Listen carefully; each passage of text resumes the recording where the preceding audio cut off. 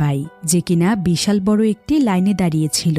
আসলে প্রতিদিন সকালেই তাদের এভাবে লাইনে দাঁড়াতে হয়, কারণ এখানে একটি পানির লাইন রয়েছে, যার ফলে তারা প্রতিদিন এক এক করে এখান থেকে পানি সংগ্রহ করে। তো অ্যান্টনি যখন এখানে পানি নেয়ার জন্য দাঁড়িয়েছিল, তখন সে খুব মনোযোগ সহকারে তার সামনে থাকা একটি দেয়ালের পেইন্টিং দেখছিল।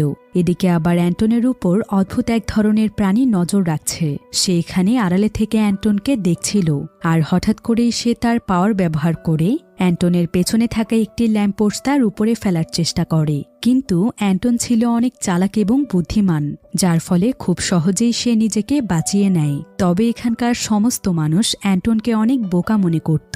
এমনকি তাদের সকলের মনে একটা ধারণা ছিল যে অ্যান্টন যেখানেই যায় সেখানেই নাকি কোনো না কোনো ঝামেলা সৃষ্টি হয়। তাই এখানকার বেশিরভাগ মানুষই অ্যান্টনকে পছন্দ করত না। তারা সবসময় কোনো না কোনো অজুহাত খুঁজত অ্যান্টনকে যাতে ছোট